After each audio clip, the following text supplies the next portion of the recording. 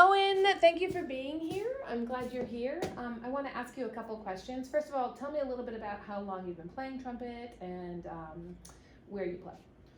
I started playing when I was in 6th grade, and I figured, hey, this is kind of fun. I kind of want to see where this takes me, and I continued through middle school, and I really started to get serious once I got to high school, and I've just been.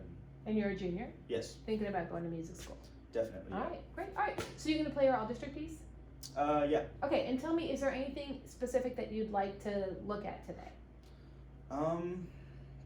Just working on breathing and how it has to do with tone quality and consistency. Great. Okay, so consistency and tone is your Yeah. big goal. Okay, I'm going to walk around just to make some observations, and I'll stop you when I'm ready. Okay. All right, go for it.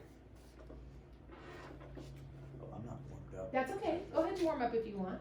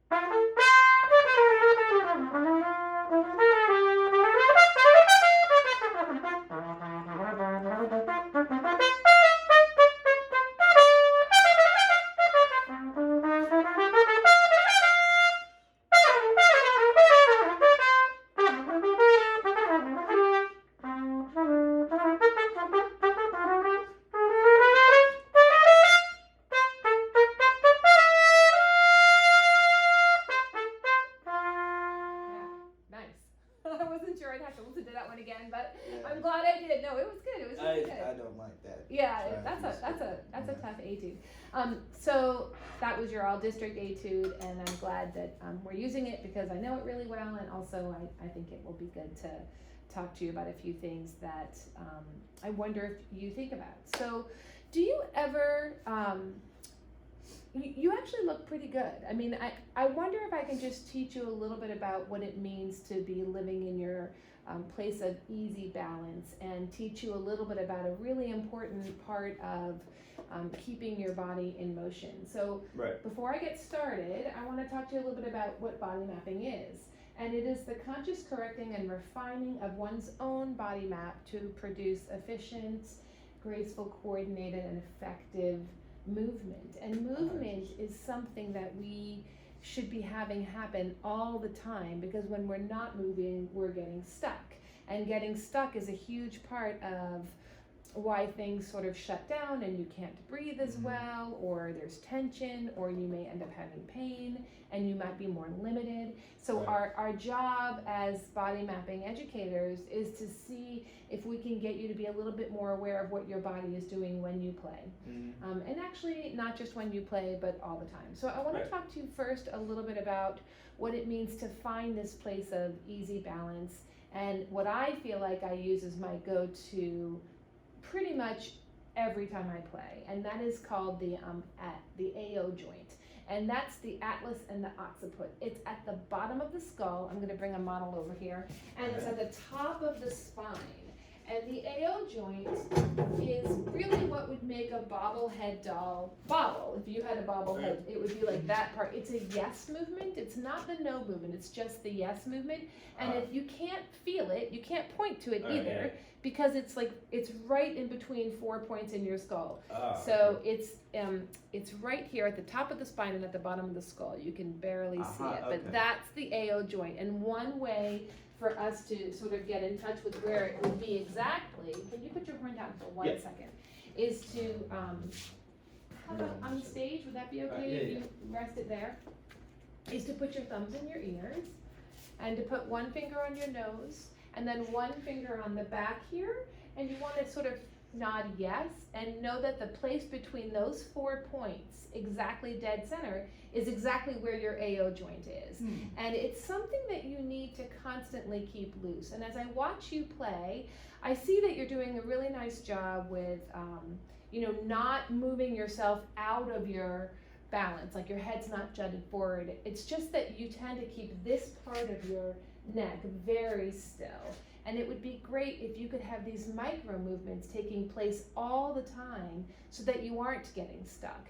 And you're thinking, I'm gonna keep this really still. The other thing is, and again, I was impressed with how you look in terms of your shoulders, but I wanna take you to a place where you're gonna try to figure out, where are my arms supposed to be hanging by my sides in their most natural state, in the way that we just are as a skeleton. So the shoulders are not forward, they're not back, they're just resting in an easy balance, and I want to show you how to achieve that, because you can work on this all the time. I'm pulling myself out of a place that is not easy balance into easy balance every day, all the time. As I walk across the street, I'm thinking about it, and it helps me transfer it to my playing. So let's try this. Bring your shoulders all the way up, and then come down very slowly, almost in a frustrating way, until your arms are resting gently at your sides. You're no longer working to bring your arms down, they're just now resting by your sides. And when they're there, you can tell me you're no longer working, they're now just there. You're doing great.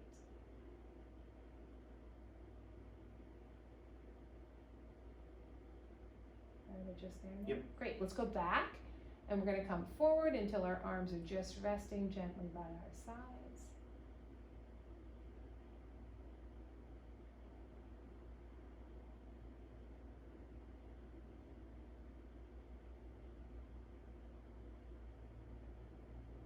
And now we're going to go down. This is actually a really common thing where people are bringing their shoulders too far down. Come on down. Like, see how I'm forcing my shoulders down? And then I'm going to bring them back up until they're just sort of now resting at my side. And then forward. Let's go forward and bring your shoulders back. Really good. So this spot where we've explored all 4 angles, where your arms are just resting by your side, this is your place of easy balance. And when you bring the horn to you, which I actually thought you did pretty well, try to keep your shoulders, your collar blade, your shoulder bone, your shoulder blade, your collarbone, keep it all in this place of, easy balance. And then think about your AO joint. And I have one more thing to ask you when you play this time around. Can you start that again? Go a little slower so you can explore what these things feel like. Could you tell me a little bit about what's happening with the tongue when you play, just even the first line? So go ahead and pick up your trumpet, and you're going to think about your place of easy balance, and you're going to think about releasing at the AO joint ever so slightly, so that it's never like you're locking it or having it get stuck. And try just the first phrase, and tell me what's happening with the tongue. All right.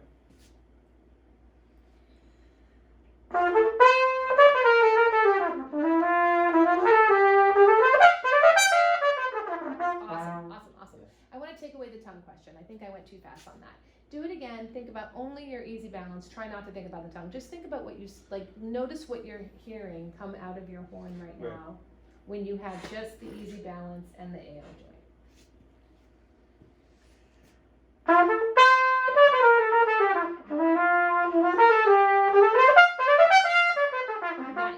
Nice. Okay, good. So what did you notice? Anything?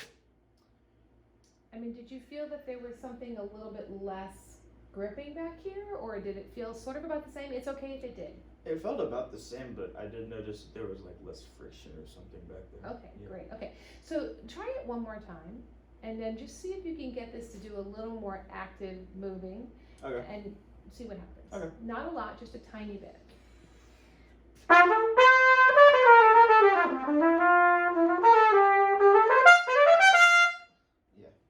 What'd you notice? That felt a little bit cleaner and a little bit more open, a little more Yeah, clean. I think it's because it's very interesting. I think when you don't realize it, you're actually, there's a moment of happening back there where we're constantly trying to think about this. I mean, musicians, we move That's what we do for our livings. We move all the time, and if we have a place in our bodies which are constantly, for me, like I'm always looking for my trigger points.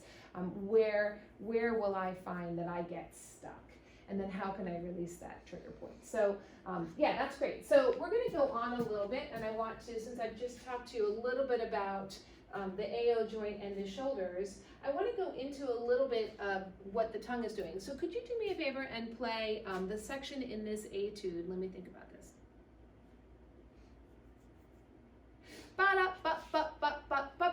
That section, and sort of just keep it nice and loose. Bring the horn up to you, right? Yep. Should I just play just that Just first? that part, Okay. and notice what's happening with your tongue. I'm just curious to see what you can tell me. What observations do you have about your tongue? Nice. Flat. Oh, it's good. Where do you think what's happening with the shape of the tongue? Do you know what your tongue is comprised of? How it's what the function of the tongue is? No. Not specifically. Okay, great. Let me talk to you a little bit about what's happening with the tongue, okay? All right. So I have this wonderful image that I really like.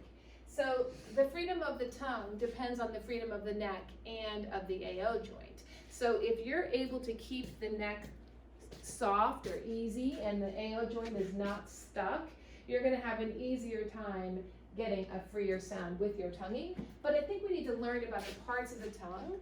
We have the root of the tongue, which is happening at the back here. It's the very base. We have the blade of the tongue, that can be the sides of the tongue, and then we have the tip of the tongue. All right. And what's important to know is that we have to label those three things appropriately. And we need to know that the sides are actually part of the tongue, right? We just said that. And let me go up here. So the function of the root is to, along with the blade, is to participate in the swallowing, and it forms the front of the throat, and its main location is really for the blade. The main function of the blade is for constricting and expanding your pharyngeal space. So if your blade of your tongue is like not loose or is sort of high or tight, it's not going to expand the space in your mouth. It's going to constrict the space of your mouth. So you want the root to be free. The root of the tongue has to be free in order for the tip and the blade to do what it needs to do. Right. So you're going to try it again. Let's try this exploration. This is kind of a weird one, but I want you to go with me on it. Yeah. You're going to stick your tongue out, like really let it just hang out. I'll do it for you first so you can see what I mean. And then you're going to let it gently float back in the mouth. This exercise will hopefully get you to keep the root of the tongue very relaxed. So watch, I'm going to stick it out. Hang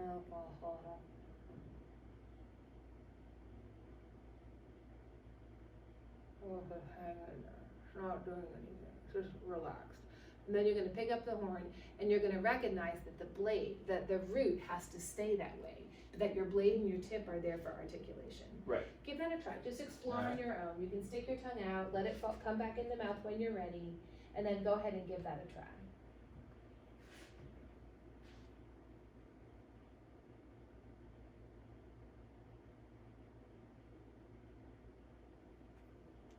And you're ready. Go ahead and play that. Just keep it like that. You're going to use the tip for the articulation, but you're going to keep the blade back. Try to remember your AO joint, and good luck.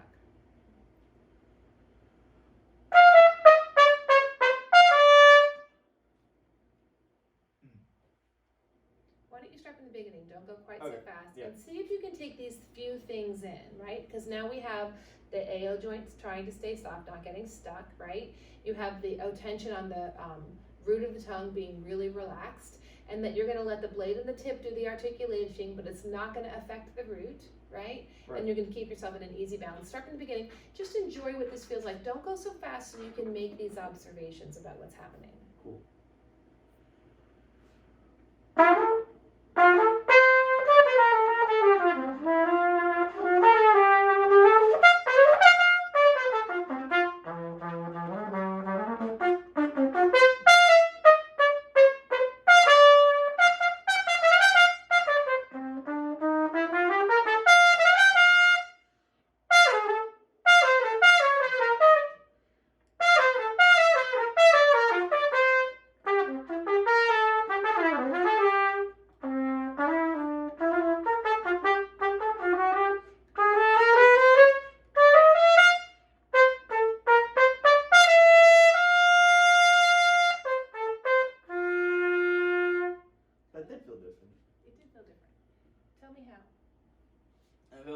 tongue wasn't as like locked, and it kind of helped me like breathe a little bit better. That's great. Yeah, that's all. They're all integrated. The breath, the tongue, and we can get into that a little bit more. But it's interesting when you think about what's happening inside the mouth as you're trying to have all these things happen. The chances are pretty high that you've got tension in places that you don't even know exist, let alone that you don't know you're tensing up on. Right. So that's one really important part of all of this, is to say, oh, I'm supposed to be free in my AO joint. That's not supposed to be that when I jam the trumpet up, the trumpet's here and the neck is stiff and I'm gonna blow. It's the opposite. It's like you want to be in this constant state of like floating, this state of just feeling that freedom and ease. Yeah, I'd like to keep going because I have some other ideas. So try one thing. Well, Okay. actually, I want to stay on this. I have an image that I'd like to share with you because I want to go a little bit lower. We've done a great job thinking about the AO joint. We've done a great job now sort of paying attention to the tongue. I want to show you a little bit more about the breathing. Where do you think your lungs are located? Where do you think they start? Where do you think they end?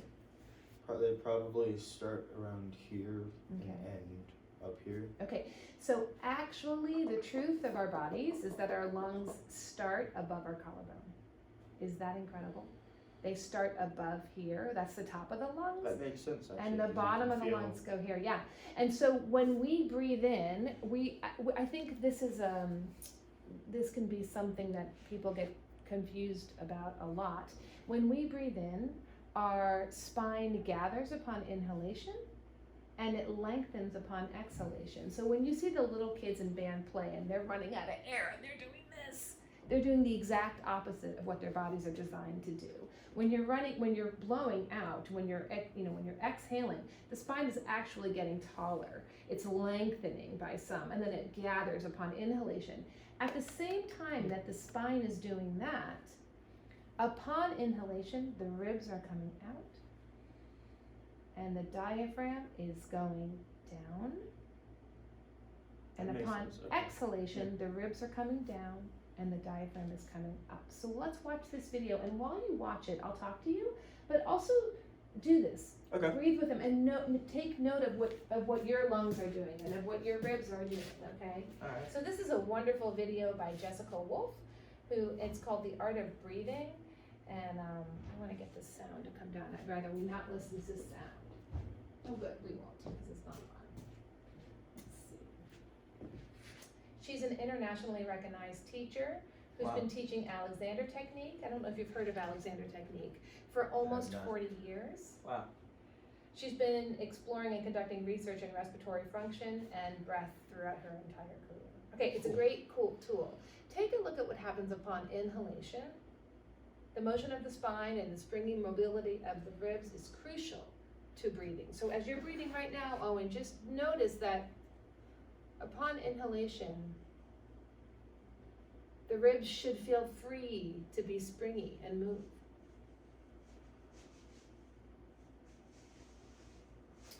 And the spine serves as a support structure. Let me do one thing.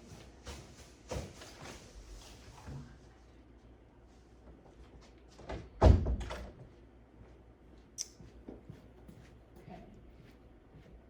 So it serves as a support structure and a mobile column.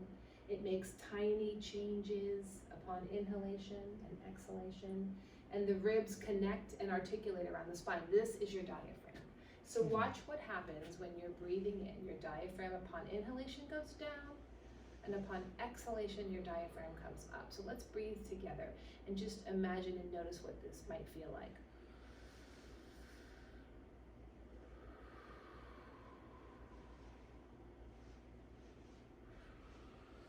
And this is, I love this fact.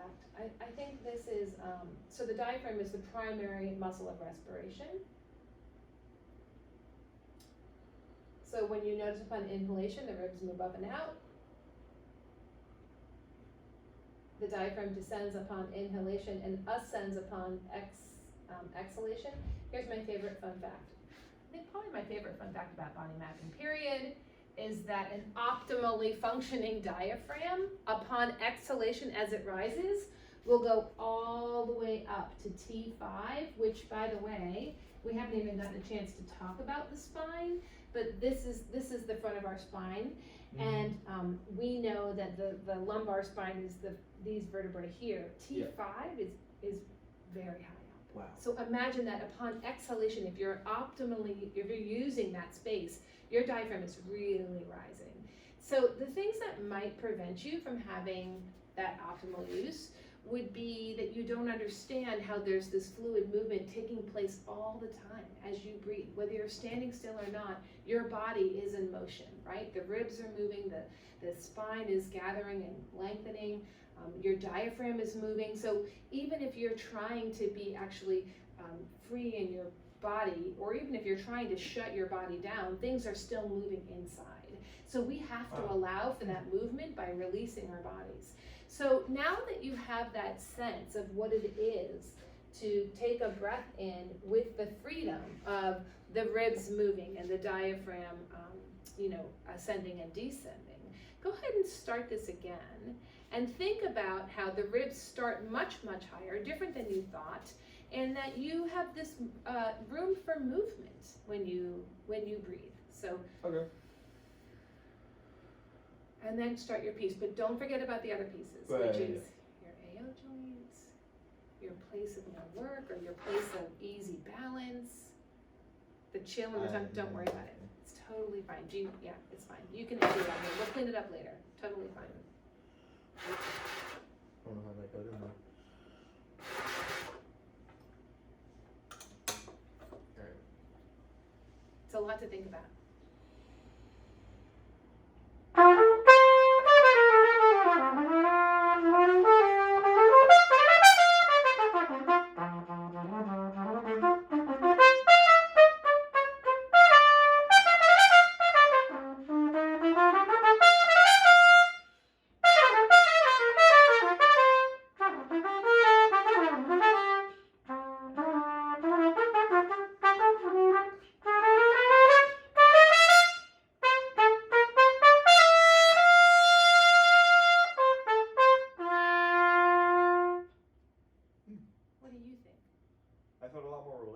That's for sure.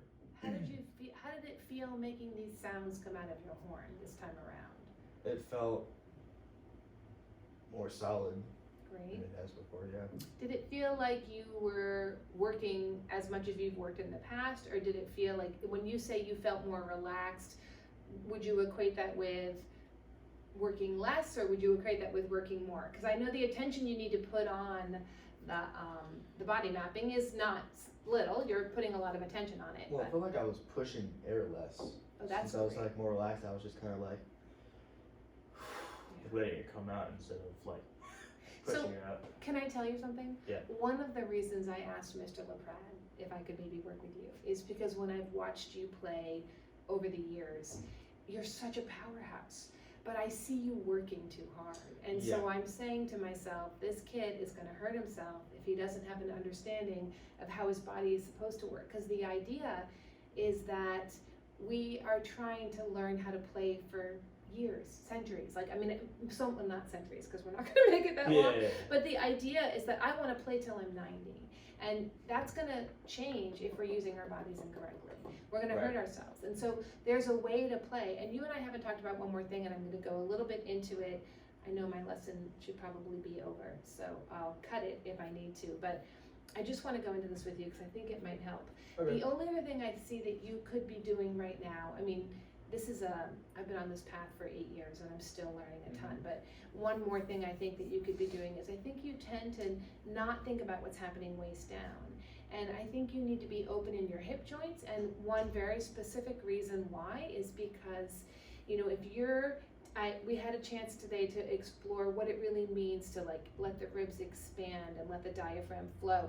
But if you're locked at your hip joints, all of the organs that live underneath the diaphragm, there are quite a few of them, and you're locked here, they're going to have nowhere to go when you're trying to get that diaphragm to go down as you're taking an inhalation breath. They're going to get stuck because your hips are locked. So what you want to do is you want to think, did you ever play soccer? You did play soccer with Chris, yeah. Right, so do the open the gates right now with me, that soccer exercise. Now you're not going to be able to play like this, But if you think about that, that's the mobility of your hip joints and your pelvic area, and you keep that loose upon inhalation, you're allowing those organs, the intestines, the stomach, you're allowing them to go somewhere. They're not getting locked in your hip joints. So the last thing I want to do today is think about how there's mobility and openness that you can have in your hip joints. So you're going to add that one last thing to today, and then I'm going to stop because I'm afraid that I'm overloading you. But go ahead and give it a try. Set up, be appreciative of what's happening here in the hip joints.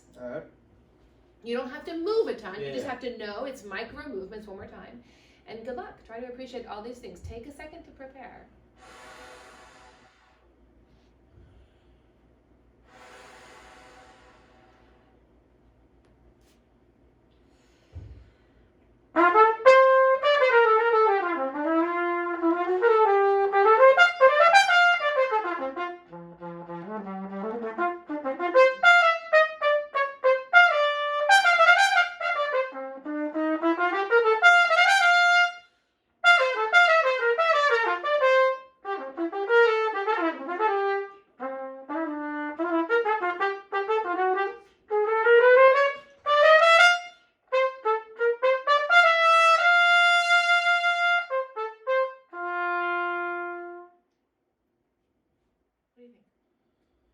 Definitely felt like I was getting more sound out of what I was trying to do. Great. So good. Well, thank you for doing this with me. No I problem. really appreciate it. Yeah. Thanks, Owen, and we'll do this again sometime soon. Thank you.